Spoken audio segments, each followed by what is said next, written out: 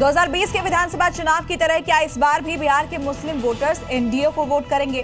खासतौर पर जेडीयू, जिसके कई विधायक मुस्लिम बहुल इलाकों से भी जीते हैं। पहले फेज की वोटिंग से पहले दिखाते हैं आपको हमारी एक खास सीरीज की ये ग्राउंड रिपोर्ट। जैसे जैसे वोटिंग की तारीख नजदीक आ रही है, मुस्लिम मोहल्लों में कौन सी चर्चा जोर पकड़ रही है? आखिर बिहार का करीब 18% वोटर इस चुनाव में एकमुश्त वोट करेगा, या फिर कोई बात है जो मुस्लिम वोटर्स को बिहार की राजनीति की तरह दो या दो से ज्यादा धुरियों में बांट रही है? देखिए राजधानी पटना के सबसे बड़े निर्वाचन सीट दीघा से ये ग्राउंड रिपोर्ट। आज अगर कोई आपको पटना के इस गंगा तटीय इलाके में अचानक छोड़ जाए तो आप यकीन नहीं करेंगे कि आप बिहार जैसे लैंड लॉक्ड स्टेट में हैं। यकीनन आपको लगेगा कि आप किसी समुद्री तटीय राज्य के किसी सुंदर से बीच पर, गंगा के इस तट पर रिवर फ्रंट बन चुका है। घाट और इसके किनारे सैर सपाटे के लिए लंबा पैदल पथ बन चुका है। गंगा के इस पार से उस पार जाने के लिए दीघा पुल बन चुका है और इसके किनारे जो नाइट आउट का स्पॉट बनाया गया उसे नाम दिया गया है मरीन ड्राइव। मरीन ड्राइव की रौनक गंगा के पावन तटों के साथ आपका स्वागत है राजधानी के 14 में से सबसे बड़े विधानसभा क्षेत्र दीघा में। 4,60,000 वोटरों वाला दीघा मुस्लिम मोहल्लों में कैसी चर्चा? वोटों का हल्ला क्या कहता है मुस्लिम मोहल्ला? हम हैं अभी पटना के दीघा विधानसभा क्षेत्र में, जहां 1,02,000 मुस्लिम वोटर हैं और यहां 4,60,000 में सबसे ज़्यादा वैश्य वोटर हैं। लेकिन मुस्लिम सबसे ज़्यादा इम्पोर्टेंट है कि ये डिसाइडिंग वोट है। आपको बताना चाहते हैं कि दीघा विधानसभा से संजीव चौरसिया भी खड़े हैं और CPI-ML के दिव्या गौतम भी खड़ी है। तो हम यहाँ बात करते हैं। देखिए हमारे साथ सारे मुस्लिम लोग हैं। ये बताइए कि इस बार क्या आप लोग करने जा रहे हैं? 2% वाला डिप्टी CM, 14% CM। हमारा भागीदारी सबसे ज़्यादा है, मेरा 19% है। तो क्या मैं डिप्टी CM का ही मांग नहीं करूं? दीघा के इस मुस्लिम मोहल्ले में घुसते ही गुड्डू खान नाम के शख्स ने ऐसा सियासी मुद्दा उछाला जिसकी चर्चा इन दिनों सबकी जुबान पर है। एनडीए के दल जहां मुस्लिम डिप्टी CM के नाम पर तेजस्वी यादव पर हमलावर हो रहे हैं, वहीं महागठबंधन के अंदर भी बड़ी सुगबुगाहट है। मुस्लिम वोटरों को लुभाने के लिए क्या दूसरे डिप्टी CM का चेहरा किसी मुस्लिम को घोषित कर दिया जाए? ऐसा इसलिए क्योंकि मुस्लिम मोहल्लों की टोह लेने हमारी टीम जहां भी पहुंच रही है, वहां मुस्लिम डिप्टी CM की मांग जरूर उठ रही है। ये बताइए कि जो दीघा विधानसभा क्षेत्र है, इस क्षेत्र में इतने सारे मुस्लिम वोटर हैं, तो आखिर मुस्लिम वोटर किसकी तरफ, एनडीए की तरफ कि महागठबंधन की तरफ? देखिए मुस्लिम जो है इस बार मन बना लिया है कि हमको कहाँ जाना है, समझ गए, इसलिए चुप बैठा हुआ है हर चीज़ देखते हुए, समझ गए। मुस्लिम क्या है, एक ठो जब इलेक्शन आता है तो ये करेंगे वो करेंगे, कुछ होता नहीं है, समझ गए। मुस्लिम के मांग है जो सभी लोग कह रहे हैं कि मेरे कौम से डिप्टी CM होना चाहिए। लेकिन आपके यहाँ जो कैंडिडेट हैं वो संजीव चौरसिया, कोई मुस्लिम कैंडिडेट तो आपके पास नहीं था, वोट कहाँ जाएगा? वोट तो मान लीजिए हम लोग दल पर न करेंगे, ये तो थोड़े है कि हाँ मुस्लिम कैंडिडेट ही यहाँ दे। हम लोग दल से ही बात करते हैं कि दल के लिए हम लोग अति कर रहे हैं कि दल हमको दे, डिप्टी CM को चेहरा दे, यहाँ फेस करे, चाहे वो महागठबंधन हो चाहे एनडीए हो। तो आप भी मांग करते हैं डिप्टी CM यहाँ होना चाहिए? बिल्कुल, बिहार में डिप्टी CM मुस्लिम होना चाहिए। और मेरी तो मांग है कि भाई 19% में मुस्लिम का 19% वोट है, जिसमें 17% तो पसमानदा है, तो पसमानदा समाज से अब यहाँ सबसे पहले इस मुस्लिम मोहल्ले के बारे में बता दें, आखिर ये लोग कौन हैं जो MY समीकरण के सियासी शोर के बीच मुस्लिम डिप्टी CM से कम पर मानने को तैयार हैं। दीघा विधानसभा क्षेत्र का ये इलाका है। इस इलाके को कहते हैं कि पूरे में देखिए ये खादी के दुकानदार हैं, यहाँ से लेकर के लगभग 150 पौने 200 यहाँ दुकानें हैं और सारी दुकानें यहाँ पर मुस्लिम लोगों की हैं, मुस्लिम भाइयों की हैं। और ये लोग आज भी कहते हैं कि ये अभी भी चाहते हैं कि जो दीघा के जो विधायक हैं वो इनकी जो समस्या है उसको सुने। हम लोग फुटपाती दुकानदार हैं, समझ गए, जो भी आते हैं आश्वासन खाली देते हैं, समझ गए। आज तक हम लोग का कोई इसका समाधान नहीं हुआ, निराकरण। आपके जरिए अखबार के जरिए आप लोग तो इतना तक आप लोग को धन्यवाद देना चाहते हैं कि आप लोग तो पहुंचा भी देते हैं चैनल तक, अखबार वाले निकाल भी देते हैं, लेकिन आज तक कुछ नहीं हुआ। दीघा के मुस्लिम मोहल्ले की जो शिकायतें हमारे कैमरे पर दर्ज हुई, उसे हमने कुछ चुनावी हार जीत के आंकड़ों पर समझने की कोशिश की। 2010 से ही इस सीट पर एनडीए का कब्जा है। 2010 में जेडीयू के टिकट पर पूनम बीवी जीती। उसके बाद 2015 बीजेपी के संजीव चौरसिया जीते। 2015 से लगातार संजीव चौरसिया ही यहां के एमएलए हैं।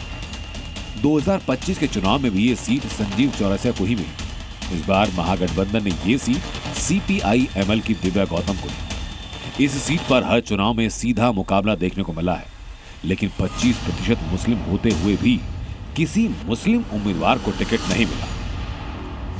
मुस्लिम को सिर्फ समझ लिया गरम मसाला, समझे। जब चुनाव के टाइम आया तो मीट बना, उसमें गरम मसाला का उपयोग किया गया मुस्लिम को। वो तो गरम मसाला लोग खाता नहीं ना, निकाल के फेंक दिया जाता है। उसी तरह हम लोग को समझता है, हम लोग का गरम मसाला मुस्लिम को खाई। अल्पसंख्यक किसके तरफ भाई? तो महागठबंधन की तरफ। अरे तो महागठबंधन ने इतने सीटें दिए हैं, हम बिके हुए हैं। सबसे ज्यादा सीट तो दिया है जनसुराज, सबसे ज्यादा जनसुराज दिया है। सेकेंड में आता है आपको आरजेडी, उसके बाद कांग्रेस। 4,60,000 वोटर है। वोटिंग परसेंटेज इस बार पिछली बार से ज्यादा बढ़ेगा कि कम होगा? नहीं, बढ़ेगी, अबर बढ़ेगी। जागरूक है। एक जो हल्ला हुआ था वोट चोर का, उसके लेके हम लोग चाह रहे कि मेरा भी नाम नहीं कट जाए, इसलिए वोट परसेंट बढ़ेगा ही। मुस्लिम मोहल्ले में वोटिंग बढ़ेगी, किसे जिताएगा, किसे हराएगा।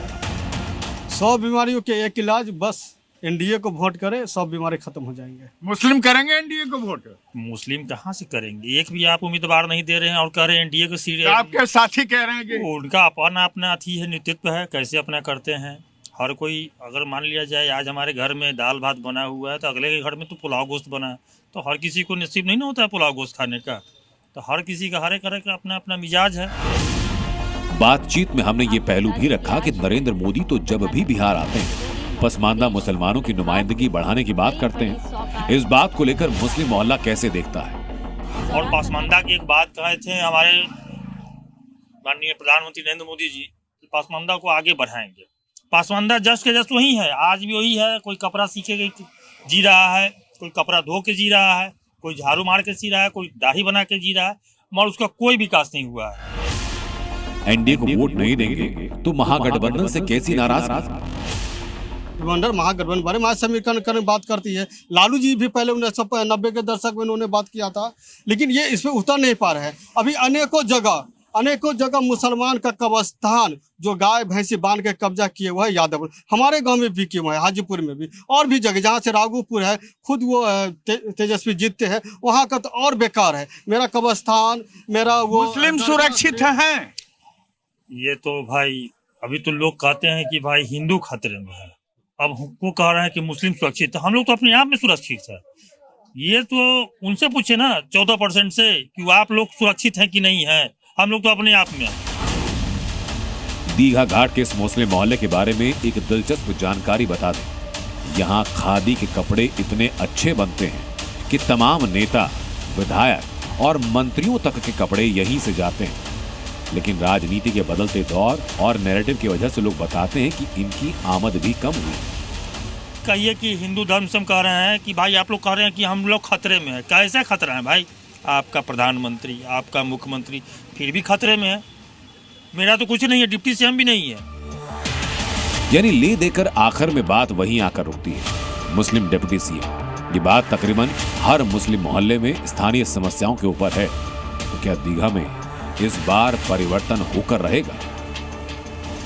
परिवर्तन तो नहीं होना चाहिए, लेकिन एक जो वर्तमान विधायक है, आगे भी वही रहेंगे विधायक, लेकिन उनसे एक मेरा आग्रह है, आप वहां तक पहुंचा दे तो बड़ी मेहरबानी होगी कि जो उन्होंने बात उठाया फुटपाथी दुकानदारों का, उसका एक दुकान बन के कम से कम 100 दुकान हो, 50 दुकान हो, 25 दुकान हो, 3-4 जगह ऐसे छोटी टुकड़ियाँ बन के दे दिया जाए तो बहुत मेहरबानी है।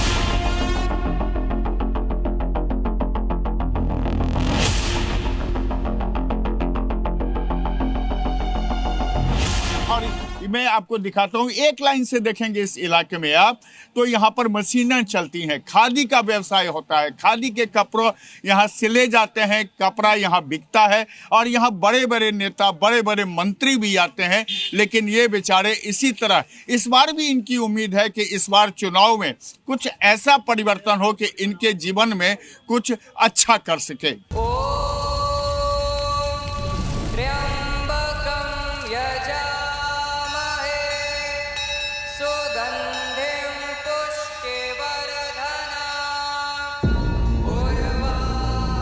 धर्म क्या है? वो जो हम धारण करते हैं या वो जिसे हर हाल में निभाना ही पड़ता है? क्या धर्म सिर्फ एक चॉइस है या कोई इनविजिबल सिस्टम जो हमारे हर कर्म का हिसाब रखता है? क्या धर्म सिर्फ ग्रंथों में लिखा है या धर्म हमारे आसपास घटित होते हर पल में छुपा है? क्या धर्म वो है जो हमारे अंदर हर सांस के साथ रिदम मिलाने की कोशिश करता है? क्या धर्म कोई रूल बुक है या धर्म सिर्फ एक मान्यता है? आखिर धर्म है क्या? सच सीजन 3 स्पेशल एडिशन रविवार रात 9:58 पर।